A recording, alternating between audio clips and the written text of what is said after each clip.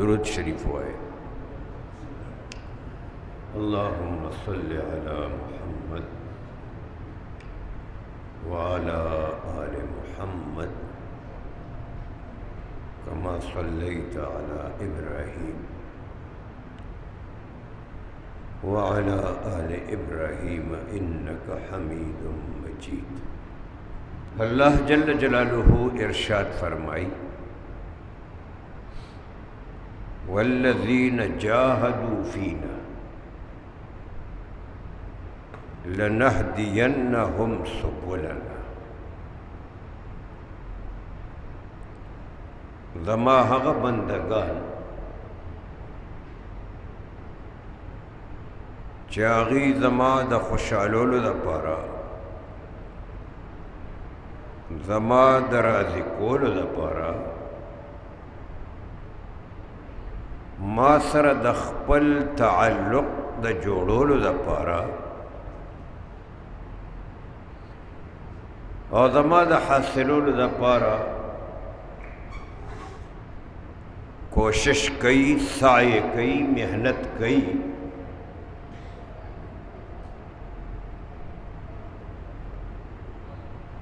دا کوشش کئی چې ما ته الله ملو شي، الله زما شي۔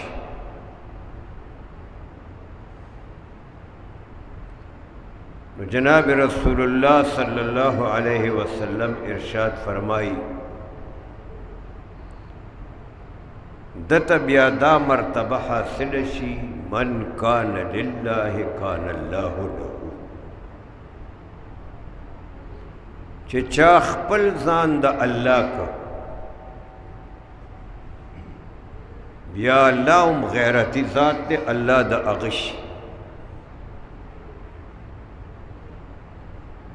نو اللہ پاک فرمائی چې کم خلق زما د حاصلولو دپاره، زما د خپلولو دپاره، زما د راضي کولو دپاره کوشش کوي،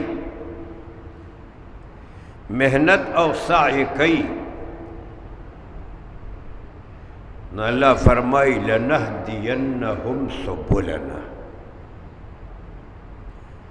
بیا ورته زه هغه لارې خیمه، پا هغه لارو یې روانوم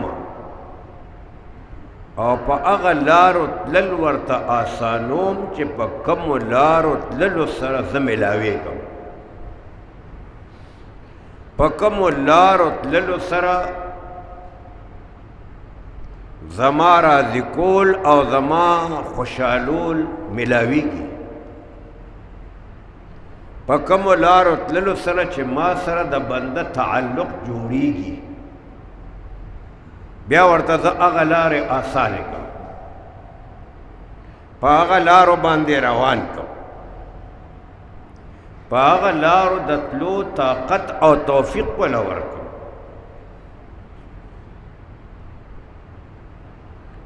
زما وروڼو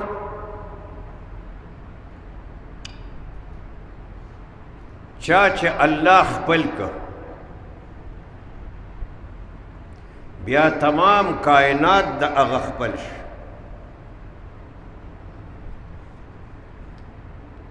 دا ټول کائنات چې دا څه الله پیدا کړي دي،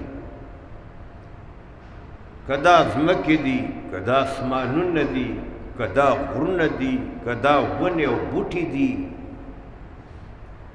دا هر څه خدای پاک د دې بنده دپاره پیدا کړي دي، خو الله پاک فرمایي بنده هر څه مې ستا دپاره پیدا کړي دي، خو ته مې د خپل ځان دپاره پیدا کړي،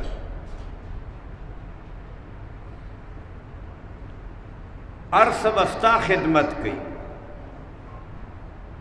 خو هله چې ته زما خدمت وکړې،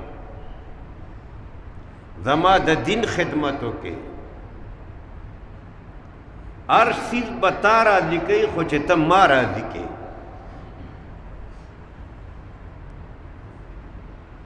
شیخ سعدی رحمت اللہ تعالی علیہ فرمائی ابر بادو مہ خورشید و فلک درکارن، ابر بادو مه خورشید فلک درکارن تا تنانے بکفاری و بغفلت نخوری ہم از بہر تو سرگشت و فرمان بردار ہم از بہر تو سرگشت و فرمان بردار شرط انصاف نباشت کی تو فرمان بری شیخ سعدی رحمت اللہ علیہ فرمائی بندہ دا کمی اوریز چستا پا نظر راضی دا اوریزم اللہ ستا دا فیدے دا پارا پیدا کری دی دا کم خیستا رنا ورکولو والا اسپوک میں چستا پا نظر راضی دام ستا دا پارا دا کم نور چستا پا نظر باند راضی اللہ فرمائے دانور ممستا دا پارا پیدا کر دی دا غنور آسپوک میں اودا ستوری اودا اوریزے چتا تا پور تکم آسمان کے خکار کی گی دا آسمان ممستا دا پارا پیدا کر دی غرض دا چه عرش اللہ وی ماستا دا پارا پیدا کرے نو شرط انصاف نباشت کے تو فرمان بری چار شستا دا پارا دے او بیا ہر شستا حکم منی یو معمولی غند حیوان چه اللہ رب العزت اغتا دیر ری طاقت ورکڑی دے یو معشوم بچے دا اغ مہار انسی دا اغ واگی انسی دا اغ قیدی انسی و روان کی دا سنڈا دا غویا دا حیوانات دا یو کم طاقت انسان اسرا ٹنگولی دا اللہ ہر شی دا دا پارا تابع کرے دا دیو جنا گورا مسلمان تا دا تعلیم دے کلتا پا سفر بانے دے پا گاڑی کے کینے پا کشتے کے کینے پا جہاز کے کینے نتا دا دعا ہوا یا الحمدللہ الذی سخر لنا هذا وما كنا له مقرنین زدا آغا خدای دا پارا حمد و ثنا ویما چه دا کشتیم اغز ما دا پارا تابع کرے دا کشتے پا دے ابو دا پاسا اغا گرزی و زپا کشتے کے روانے ما دا دیر وزنی جہاز چه اس پن دا پکے انسانان دی پکے سامانون دی او دا پا دے ہوا کے پورتا روان دے تا دا یو خوانا بل خوار سی اللہ فرمائی دعا اوہ دا ماستا دا پارا تابع کر دے کنی دا پا کم ہوا کے چھ دے روان دے او کم فضا کے دے روان دے کہ زن اغوار او نغوارم دا جہاز بلان دے رکھو غرض دا چه هر شی خدای وی ماستا دا پارا تابع کرده نو هر سیس چه مستا دا پارا تابع کرده نو دا غیرت تقاضا دا دا چه تا زما تابع شکن تا زما خبر منا تا زما حکم منا تا زما فرمان منا پس بانے چه زرا دکیگم اغا کوا چه پس نارا دکیگم اغی نزان ساتا کنا زمارو اللہ فرمائی والذین جاہدوا فینا لنہدینہم سبلا سوک چه زمادہ راضی کولو زمادہ حاصلون دا پارا کوشش کئی نو اللہ وی زو تلار آسانو زو تلار خیم زور تا ہدایت کوم زی رہنمائی کوم یو سڑے دیر زیاد قرضدار شیو پریشان ہو. الله دې مونږ او تاسو د پردو قرضون نه وساتي. القرض مقراض المحبه، وی قرض جدید دا د محبت قینچی ده. خو د مینې او د محبت اظهار به در سره کوي، خو تا که ورته وویلې چې یاره یو 50,000 روپۍ مې پکار دي، اول خو یقین شته نه چې درکړي، او بیا چې درکړي نو بیا به هغه تقاضا در نظر کوي، بیا به ته اخوا دی خوا کوې. نو القرض مقراض المحبه، دا قرض چې دی دا وایي د محبت قینچي ده.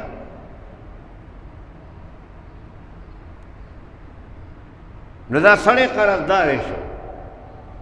ډېر پریشانه دی چې خدای دا قرض به څنګه ادا کړو. د قرض د ادا کولو په سوچ او فکر کې دی. چا ورته ووی فلاني ځای کې یو سړی دی،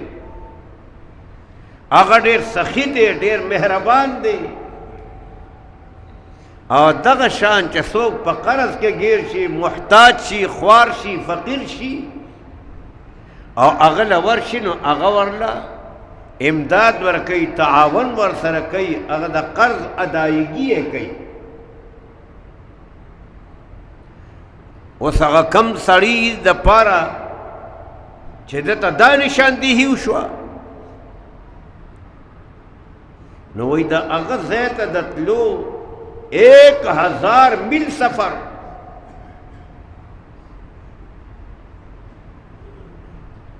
دی روان شو. لکه دی خو په دې خیال دی چې دا قرض زما ادا شي. چې دی روان شو، سفر یې وکړو، ډېر محنت مشقت برداشت کړ، ځان سره سوچ هم کوي چې ځکه خیر دغه سخي سړي له به ورشم، امداد به را سره وکړي، قرضه به هم ادا کړمه، څه به را سره پاتې شي، ګزاره به هم روانه شي. دا سوچونه او فکرونه دا بیچاره کوي او روان دی. دا الله شان دی. دی چې هغه ځای ته ورسېدم، نو یو ډېر عجیبه منظر یې وکتل، او د ډېرې عجیبه واقعې پرته ورته ولګېده. واقعه او منظر دا دی چې هغه د کم سړي په طلب کې دی تللی دی. دی چې ورسېدو، مقبره کې خلک ولاړ دي، د یو مړي دفن کوي، چې تپوس یې وکړو دا سړی همغه دی چې د چا په اراده دی روان شوي، مړ شوی دی، د هغه جنازه شوې ده، هغه دپاره قبر تیار شوی دی. دی چې پوه شو، ډېر زیات خفه شو چې یا الله ما خو د دې سړي طرف ته د را رسېدو دپاره دا دومره مزل وکړو، دا دومره محنت مې وکړو، دا دومره کوشش مې وکړو. جاړي، خفه دی، پریشان دی. د شپې هم الله ته وجړل. دا الله رب العزت د طرف نه ورته یو آواز راغی چې فلانیه جاړه ما واپس لاړ شه، او ستا د کور په فلانه کمره کې په ځمکه کې ستا د نیکه امانت مال پروت دی، هغه راوباسه.